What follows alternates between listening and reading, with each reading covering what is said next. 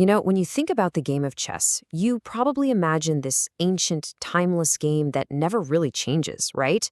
Well, what if I told you that right now it's in the middle of a complete and total revolution? We've got a new king, but the old one, he's off building a whole new kingdom. The very fabric of the game is being rewritten as we speak. So, let's get into it.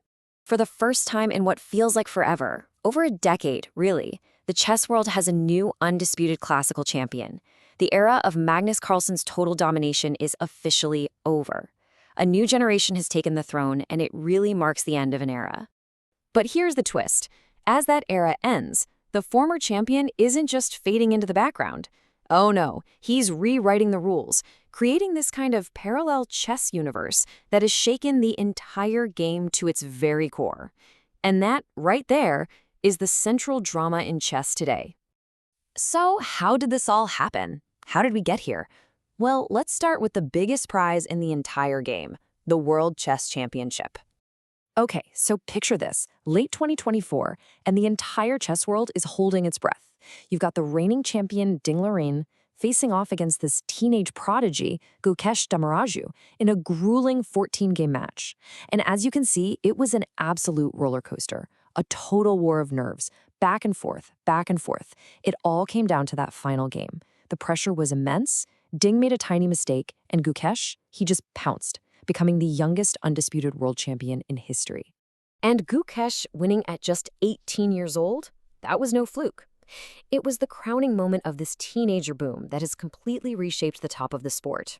We are witnessing a massive transfer of power to a whole new generation, right before our eyes. And this youth movement, it runs deep. It is not just Gukesh. You've got Javohir Sindarov from Uzbekistan, who became the youngest FIDE World Cup winner ever, and India's Praggnanandhaa, who's just been collecting elite tournament wins left and right. This new generation of prodigies isn't just on their way. They are already here, they're at the top, and they're dealing with pressures unlike any generation that came before them. Okay, so with a new king on the classical throne, you have to ask, what about the old one? Where does Magnus Carlsen fit into this picture? Well, instead of just retiring or fading away, he decided to just rewrite the rules of the game itself. So here's what happened. Carlsen basically got bored. He was tired of the endless, mind-numbing memorization of opening moves that dominates classical chess. So he gave up his title. But he didn't retire. Instead, he created a rival tour, the Freestyle Chess Grand Slam. It's built around a version of chess where the starting position is randomized every single game, forcing players to rely on pure creativity and gut instinct, not just what their computer told them to memorize. Now, this created a huge split in the chess world. You had two kings, two different kingdoms. It was a real feud. But then, in January of 2026, the two sides came together and signed a landmark agreement that fundamentally changes the entire landscape of professional chess. So, Carlsen's wild, disruptive gambit, it actually worked. FIDE, the game's official governing body, has now partnered with him. They're creating an official FIDE Freestyle World Championship. The rebel king literally forced the establishment to not only recognize his vision, but to make it an official legitimate path to a world title. It's incredible. And this whole rivalry, it's not just about titles. It's also about chess getting serious, about the money and the professionalization of the game. We're seeing this massive flood of cash and chess being integrated into totally new competitive arenas. I mean, just look at this number. This is the new reality. In 2025, chess became an official title at the Esports World Cup in Saudi Arabia with a mind-boggling $1.5 million prize pool. And guess who took home first place?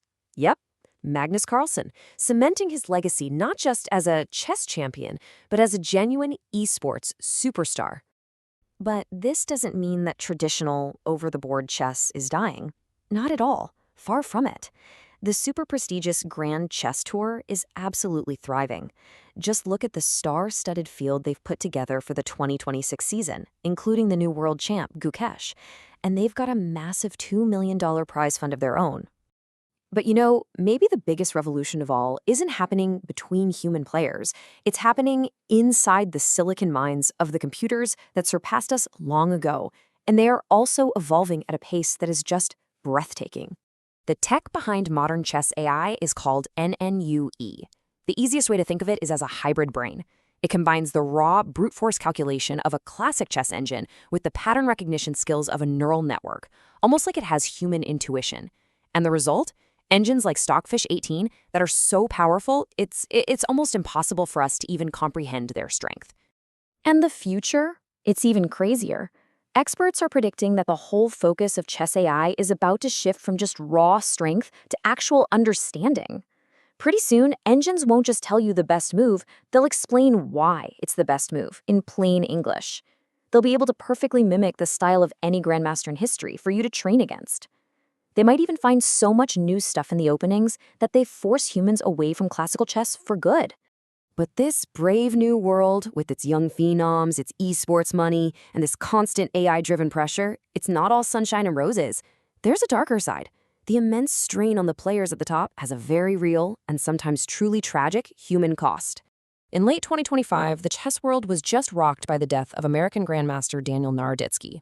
He was a brilliant player, a beloved commentator, and in some of his final appearances, he talked about the crushing psychological toll of constant, unsubstantiated cheating accusations online. It was a tragic reminder of the intense scrutiny that defines this new, hyper-connected era of the game. So, here we are. We have new kings, new rules, and we have these silicon gods that are reshaping the game in real time. The very soul of chess is being remade right before our eyes. And the only question left is, what is the world's oldest strategy game going to become? And maybe more importantly, will we even recognize it